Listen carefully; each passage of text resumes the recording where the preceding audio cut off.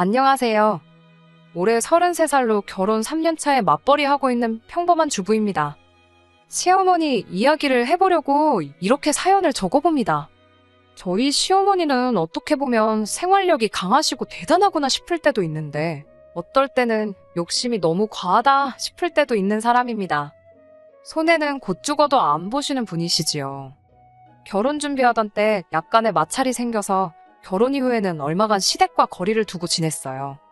결혼 이야기 오고 가는 과정에서 시어머니가 결혼을 장사로 생각하셨던 건지 욕심을 참 많이 부리셨거든요. 그때 일로 감정이 상해 결혼이 파토가 날 뻔까지 했는데 남편의 중재로 어떻게 잘 해결되었어요. 하지만 그 덕에 시댁과는 멀어지게 되었네요. 저희 친정이 시댁과 비교했을 때 형편이 많이 넉넉한 편이에요. 그렇다고 해서 저희 집이 무슨 돈이 차고 넘치게 있을 정도로 부잣집은 아닙니다만 그래도 어디 가서 아쉬운 소리 할 필요 없을 정도로 괜찮은 상황이에요. 일단 친정부모님 명의로 상가 하나랑 빌라 하나를 세를 주고 있는 게 있어요. 빌라의 대출금이 남아있긴 하지만 그거 말고는 친정부모님 앞으로 다른 대출은 따로 없고요. 두 분 노후 준비도 다 끝나 있는 상황이에요. 시댁의 경우 시어머니 혼자서 경기도 외곽의 은멸리 단위의 작은 동네에서 살고 계십니다. 시어머니 명의로 아파트를 가지고 계시긴 한데 그쪽이 재개발이나 신도시 개발하는 위치랑은 조금 거리가 있는 편이라 아파트가 돈이 되는 아파트는 아니에요. 게다가 아파트만 두고 봐도 지은 지 엄청 오래된 아파트예요. 6층짜리 저층에다가 엘리베이터도 없는 그런 아파트입니다. 시어머니는 재개발을 기대하고 있긴 한데 솔직히 그렇게 보이지는 않아요. 부동산에 대해서 잘 모르는 제가 봐도 위치적으로 보나 모르보나 메리트가 전혀 없거든요. 그래도 신도시 계획 사업이 추진돼서 주변은 발전하고 있긴 한 것 같은데 시어머니 사는 집은 전혀 아니에요. 게다가 어디 구석으로 들어가서 언덕 위에 있는 곳이라 위치적 접근성도 빵점이고 동도 4개 동인가 밖에 없어 단지도 작은 편이라서 재건축 기대도 없는 거나 마찬가지라고 하더라고요. 차라리 어디서 부지를 사서 아예 다른 시설이 들어온다면 가능성이 있다고는 하는데 아무튼 주변 부동산 이야기만 들어봐도 별로 좋은 곳이 아닙니다. 아무튼 시어머니는 남편이 10년도 전에 독립해 나간 뒤부터도 쭉 재개발만 기다리면서 살고 계신다는데 연애하던 중에는 몰랐던 사실인데 남편이 취직한 이후로는 시어머니가 남편에게 생활비를 받아가며 생활을 꾸려나가셨다는 걸 알게 되었어요. 남편이 집안 형편이 어려울지라도 사람 하나는 참 성실하고 좋은 사람입니다. 남편하고는 연애 결혼을 했는데 서로 집안 형편에 대해서 이야기를 주고받을 일이 없었다 보니 연애하면서는 이 상황을 알지 못했어요. 남편 또한 저희 집이 넉넉한 상황이라는 걸 전혀 모르는 상황이었던 거지요. 애초에 처음 남편과 연애를 시작했을 때는 결혼을 염두에 두고 연애를 시작한 게 아니었습니다. 그런데 한 해 만나고 두 해 만나고 그렇게 인연을 쭉 이어오다 보니 사람이 한결같고 참 진국이다 하는 생각이 들면서 자연스럽게 결혼에 대해서 생각해보게 되었습니다. 적어도 사람 속썩이거나 하는 일은 없겠다. 가족을 위해 평생을 헌신하겠다. 그런 믿음을 주는 사람이었어요. 하지만 연애 기간이 1년에서 2년, 3년 점점 길어지기만 하는데 저희가 무슨 20대 초중반 한참 때 이 사람 저 사람 만나가며 하는 연애도 아니고 충분히 결혼을 진지하게 생각할 나이가 되었는데도 남편 입에서 도통 결혼하자는 이야기가 나오지가 않았어요. 저 혼자만 결혼 생각을 하는 건가, 김칫국만 혼자서 한 사발 마시고 있는 건가 싶기도 했고 이렇게 괜히 저도 나이만 먹고 홍기 다 차서 소박 맞는 거 아닌가 하는 생각도 들어서 결국엔 결혼 이야기도 답답해진 제가 먼저 꺼내게 되었습니다. 그런데 남편이 주저하면서 처음으로 자기 집안 형편에 대해서 솔직하게 말을 해줘서 그때가 돼서야 남편 집안 형편에 대해서 알게 되었어요. 남편은 그럭저럭 괜찮은 회사에 다니고 경력도 10년 가까이 돼서 받는 연봉도 상당했었습니다. 그런데 그걸 떠나서 어머니가 홀어머니고 그나마 본인 명의로 아파트 하나 가지고 있긴 하지만 노후 준비가 되어 계신 것도 아니고 그거 말고는 아무것도 없는 거나 마찬가지라서 자기가 취직한 이래로 매달 어머니한테 100만 원씩 드리고 있는 상황이라는 사실도 그때 처음 알게 되었습니다. 남편이 결혼에 자신이 없었던 건 자신이 처한 그런 상황 때문이었어요. 세상에 어느 배우자가 어머니한테 달마다 100만 원씩 보내는 남자를 결혼 상대로 보겠냐고 자신 없어 했지요. 그런데 생활비 100만 원, 까짓거 못 드릴 것도 없는 액수 아닌가 싶었어요. 어차피 결혼 후에도 맞벌이 생활은 유지할 거고 저 같은 경우에는 상황적으로 재택근무도 가능한 직장에 다니고 있던 터라 나중 일이긴 하지만 아이가 태어나게 되면 유동적이게 재택근무하면서 육아와 일을 병행할 계획을 가지고 있었거든요. 두 사람 벌이 합치면 월 1,000만 원에서 조금 모자라긴 한데 남편 월급만 두고 본다면 당시 남편이 저보다 딱 100만 원 더 벌고 있었어요. 물론 시어머니한테 한 푼도 안 드리고 저희가 다 저축하고 하면 당연히 돈 모으는 속도에 가속이 붙겠지만 남편이 딱 저보다 더 버는 만큼 어머니한테 드리는 건데 그게 문제가 될 게 있겠나 싶었어요. 감당 못할 게 아니라고 생각하니 결혼 못할 것도 없겠다고 남편한테 딱 그렇게 이야기를 했습니다. 그런데 남편은 그런 제 말을 듣고도 끝까지 자신 없어 했어요. 아닌 건 아닌 거라고, 결혼이 어디 우리 둘만 좋아서 하는 거냐고. 아마 너네 부모님이 안 좋아하실 거다, 결혼을 반대하실 거다 하면서 계속 자신 없는 모습을 보여줬습니다. 남편 말이 무조건 틀린 것은 아닌 게 그 걱정이 현실이 되었어요. 친정 부모님께 남편의 상황을 이야기하고 그럼에도 불구하고 결혼하고 싶다는 제 의견을 말씀드렸더니 대번에 반대를 하셨어요. 어느 한쪽이 기우는 결혼을 하면 반드시 문제가 생길 거라고 하시면서요. 친정 부모님이 당시 남편에 대해서는 제가 오랫동안 연애를 했다는 사실만 알 뿐이지 직접 만나본 적이 없었거든요. 그래서 제가 일단 그래도 한 번 만나는 봐달라고 해서 자리를 만들었어요. 남편이 그 월급 받으면서 시어머니한테 생활비 드리고 혼자서 자취하면서 지내면서도 정말 알뜰하게 돈을 잘 모아놓은 상황이었어요. 제가 결혼까지 생각할 정도로 사람이 진국인 건 말할 것도 없었고요. 제 눈이 틀렸을지언정 친정 부모님은 여태 살아오신 세월이 몇 년인데 친정 부모님이 사람 보는 눈이 틀릴 거라는 생각이 들지는 않았습니다. 그리고 제 예상대로 친정 부모님이 남편을 직접 만나보시고는 곧바로 마음을 돌리셨어요. 저 정도 되는 사람이면 뭘 해도 할 거라고 제 선택을 믿고 두 사람 행복을 바래주겠다며 결혼을 허락해 주셨습니다. 그런데 이제 제가 결혼 허락을 받으러 시어머니를 처음 찾아뵈러 갔는데 시어머니는 조금 당황스러운 눈치였어요. 애초에 남편도 생활비를 보내드리긴 했지만 시어머니와 그렇게 가까운 사이는 아니었던 것처럼 보이더라고요. 그냥 자식된 놀이로 생활비를 책임져 드렸던 거지 시댁에 자주 방문하거나 하지는 않았던 것 같아요.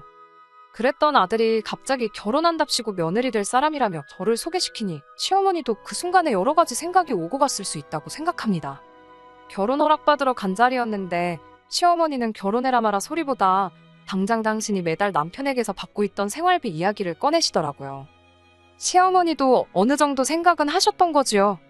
당신이 받고 있는 그 생활비가 끊기면 당장 생활이 안 된다면서 그것부터 확실하게 짚고 넘어가려고 하시더라고요. 저야 이미 남편과 결혼에 대해 이야기하면서 계속 생활비를 보내드리기로 결정했던 상황이다 보니 길게 이야기할 것도 없었어요. 이미 끝난 이야기라고 시어머니한테 걱정하실 필요 없다고 대답을 했지요. 그런데 그게 오히려 독이 되어버린 겁니다. 시어머니가 생각했던 것보다 제가 호락호락 생활비를 계속 드리겠다고 나오니 욕심이 나기 시작하셨던 것 같아요. 양가의 결혼 허락을 받은 뒤에 상견례를 앞두고 시어머니한테서 연락을 하나 받게 되었습니다. 그동안 아들이 혼자 나가 살면서 고생하는 거 알고 그래서 부담스러울까봐 말을 안 해서 말인데 당장 아들 취직한 지가 10년도 더 넘었다고. 그때랑 비교하면 지금 물가도 많이 오른 거 알지 않느냐고 저한테 먼저 질문을 하시곤 사실 100만 원 보내주는 생활비로는 당장 사는 게 힘들었다는 이야기를 하시더라고요.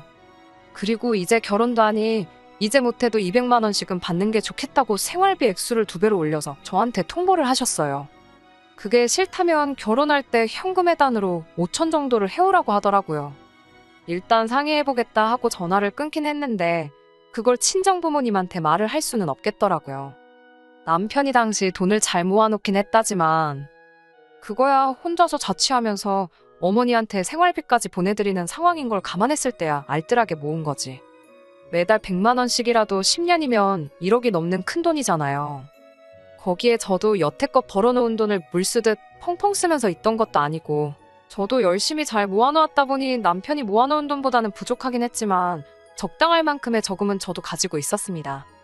더불어서 친정 부모님께서도 여유가 있으시다 보니 저희 신혼살림 차리는데 모자란 만큼은 지원을 해줄 테니 괜히 대출 같은 거 받아서 돈 갚고 그러지 말라고까지 이야기가 되었던 상황이었던지라. 반반 결혼하는 것도 아니고 저희 쪽에서 명백하게 더 많은 돈을 해가는 상황이었는데 거기에 현금에단 5천을 준비하라고 말을 할 수는 없는 노릇이잖아요. 차라리 반반 결혼이었다면 어떻게 해보기야 하겠는데 싶더라고요. 그리고 친정부모님도 형편이 한쪽으로 기운 결혼에 대해 부정적으로 생각했던 가장 큰 이유 중 하나가 그거였기 때문에 이 이야기를 꺼내면 큰일이 나겠구나 싶어서 난감했어요. 그런데 남편이 벌써 나서서 상황을 정리를 해버리더라고요. 시어머니한테 어머니 때문에 이 결혼이 잘못되면 매달 보내드리던 100만 원도 안 보내드리는 수가 있다고. 뭐 그런 식으로 이야기를 해서 시어머니가 아무 말도 못하게 상황을 정리했던 거예요. 그 뒤로 결혼식 당일까지 시어머니랑 친정부모님이 상견례 이후로 따로 만날 일이 없어서 별탈 없이 결혼 준비를 할 수 있었습니다. 그런데 결혼식 날에 일이 터져버린 거예요. 시어머니가 친정부모님 앞대다 두고 예단 이야기를 직접 꺼낸 건 아닌데 신부 측, 그러니까 제 앞으로 들어온 축의금을 당신이 다 가져가면 어떻겠냐고 말도 안 되는 요구를 대놓고 하신 거예요. 저는 신부 대기실에 있느라 상황을 몰랐는데 남편 말에 의하면 이대로 하객들 다 모아놓은 자리에서 결혼식이 파토가 나버리겠구나 이런 생각이 들었답니다. 아무튼 그 상황도 어떻게 남편이 잘 수습을 했더라고요. 그리고 중간에서 친정부모님께도 잘 말해서 결혼식은 무리 없이 진행될 수는 있었습니다. 하지만 아무래도 그런 일이 있었다 보니 처음 말씀드렸던 것처럼 신혼살림 차린 이후부터 시댁에는 신경을 쓰기 조금 그런 상황이 되어서 시댁과는 멀리 지내게 되었습니다. 대신 다른 건 몰라도 매달 보내던 생활비는 꼬박꼬박 잘 챙겨서 보냈어요. 명절 때도 어버이날 때도 시댁에는 발길조차 하지 않았습니다. 제가 가보자고 해도 남편이 싫다고 계속 거절을 했어요. 그렇게 무슨 일만 있으면 친정부모님하고 같이 시간을 보냈는데 남편이 워낙에 잘하기도 했지만 한편으로는 조금 외로워 보일 때도 있었습니다. 입장 바꿔 생각해보니 겉으로는 아무렇지 않은 척을 해도 속은 말이 아니겠구나 하는 생각이 들더라고요. 남편은 괜찮다니 걱정 말라고 하는데 오지랖인지는 모르겠지만 계속해서 신경이 쓰였어요. 친정부모님도 매번 명절 때 대놓고 시댁 안 가고 친정에서 내내 시간 보내가 가는 저희를 보고 한마디를 하셨어요. 아무리 그런 일이 있었다고 해도 그러면 안 된다고, 이럴 때일수록 더 잘해야 한다고 조언을 해주시더라고요. 시어머니 상황도 이해할 수 있고 그때는 그랬지만 지금은 시간도 어느 정도 지났으니 괜찮다고. 돈 얼마 때문에 부모 자식 간에 연을 끊을 수가 있냐며 이젠 시댁도 챙기라고 하셔서 결국 반강제적으로 시댁과 다시 연을 이어가게 되었습니다. 남편은 부담스러워하긴 했지만 그래도 속은 한결 후련하겠구나 싶었어요. 매달 빠짐없이 돈을 보내긴 했지만 연락을 안 하고 지낸 게 괘씸해서 그랬나 결혼 후 1년이나 지나고 나서야 다시 상봉했는데 크게 관심을 갖지는 않으셨어요. 오히려 귀찮다는 분위기만 팍팍 내셨고요. 대신 다른 건 몰라도 명절 때랑 어버이날 그리고 생신 때 제가 따로 드리던 봉투가 있었는데 그때만큼은 엄청 좋아하셨던 기억이 있네요. 아무튼 그렇게 남편과 3년간 결혼 생활을 잘 이어오고 있었습니다. 그런데 올해 초부터 시어머니가 무릎이 많이 안 좋아졌다며 자주 연락을 해오셨어요. 원래도 관절이 약한 편이라고 들었는데 어디서 무릎 인공관절 수술에 대한 이야기를 듣고 오셔서는 그걸 받고 싶다는 이야기를 꺼냈습니다. 병원에 가서 상담을 받아봤는데 병원 쪽에서는 아직 시어머니 나이도 인공관절 수술을 받기에는 조금 이른 느낌이 있기도 하고 엑스레이랑 기타 검사 결과를 보면 아직 수술을 받아야 할 만큼 심각한 상황이 아니라는 소견을 말해주더라고요. 인공관절도 유통기한 비슷한 게 있다 보니 평생 쓸 수 있는 적절한 나이에 받는 게 제일 좋다고 이야기를 하니 그 말도 일리가 있어서 이해가 가더라고요. 그래서 저희는 좀 더 지켜보기로 했어요. 그런데 문제가 생긴 게 뭐냐면 이러나 저러나 병원에서도 관절이 좋은 상황은 아니다 보니 무리가 안 가게 조심하라고 이야기를 해줬는데 시어머니 살고 계신 집이 엘리베이터도 없는 오래된 아파트다 보니 특히나 무릎 조심을 해야 하는 시어머니인데 마침 살고 계신 층이 5층이라서 문제였습니다. 올라가는 것도 일이지만 관절이 안 좋은 상황일 때는 내려가는 걸 더 조심해야 한다 하더라고요. 거기에 집도 언덕배기에 있다 보니 시어머니가 장이라도 보러 갈라치면 갈 때는 내리막길, 올 때는 오르막길 난코스에 집에 도착해서도 계단을 오르내려야 하는 참 관절에 안 좋은 상황이었던 거예요. 그렇다고 집에서만 계실 수도 없는 노릇이잖아요. 그래서 다른 방법이 있나 알아봐야 했습니다. 외과적인 치료 말고도 상태를 나아지게 할 수 있는 수단이 있나 틈틈이 알아보고 있었는데 친정부모님께서 이 사실을 알게 되시고는 남편에게 제안을 하나 하셨어요. 사실 제안이라고 할 것도 없이 무조건 시어머니한테 이득뿐인 조건이었습니다. 친정부모님께서 세를 주고 있던 빌라가 하나 있습니다. 지은 지 얼마 안 된 신축 빌라인데 요 근래 전세 문제 때문에 난리통이었다 보니 살고 있던 세입자가 전세를 빼고 싶다고 해왔어요. 그래서 그 집이 비어버리게 되었는데 친정부모님께서 세입자를 구하기보다 시어머니가 거기 와서 살면 딱 좋겠다는 제안을 해오신 거예요. 특히나 주변에 병원 시설도 잘 되어 있고 대중교통도 좋고 한편이다 보니 세입자를 구하려는데 사돈 어른 생각이 딱 났다며 남편한테 말을 꺼내신 거예요. 시어머니 아파트 팔면 전세금 정도는 나올 텐데 당장 시어머니 집이 팔릴 집은 아니라서 보증금은 어떻게 해야 하나 싶었는데 친정부모님께서 보증금도 나중에 집 팔리고 나서 주셔도 된다는 파격적인 조건까지 내거셨어요. 남편도 친정부모님 배려의 눈물까지 슬쩍 보이더라고요. 그리고 이 좋은 소식을 전하러 당장 시댁에 찾아갔지요. 그런데 시어머니는 시큰둥한 표정으로 그게 뭔 제안이냐며 곧바로 거절을 하시더군요. 다른 이유가 있다면 이해라도 해보겠는데 이어진 시어머니 말에 남편도 저도 두 손 두 발 다 들어버리고 말았습니다. 시어머니는 아파트에서 빌라로 이사가는 사람이 어디 있냐며? 뭐하러 수준을 낮춰서 살아야 되냐고. 당신은 평생 아파트에서 살아왔기 때문에 다른 데서는 못 산다고 어깃장을 부리는 겁니다. 아파트도 아파트 나름이지 엘리베이터도 없는데 계단 오르내리는 거 생각하면 빌라나 아파트나 뭐가 다른가 싶었어요. 심지어 그 빌라는 층도 1층이었거든요. 시어머니는 끝까지 빌라가 1층이면 서울이면 반지 하나 다름없는 거라고 하면서 더더욱 싫다고 고집을 부리기 시작했고요. 계속 아파트랑 빌라랑 어딜 비교하냐며 어깃장을 부리는데 저랑 남편은 도무지 그런 시어머니를 이해할 수 없었지요. 그런데 그렇게 말하는 이유가 따로 있더라고요. 시어머니는 그럴 게 아니고 저희 집에 방 한 칸을 비워놓으라는 겁니다. 이제 당신도 나이가 있으니 남들 다 받는 며느리 효도 좀 받으면서 편하게 노후를 즐겨야겠다고 대놓고 학가요구를 하는 거예요. 친정부모님 호의에 대해 시어머니가 감사해야 하는 것까진 바라지도 않았습니다. 그런데 고작 한다는 소리가 친정부모님 신보가 이상하다는 소리까지 하더군요. 괜히 저희 부모님이 시어머니한테 신세지는 기분 만들게 하려고 그러는 거라고.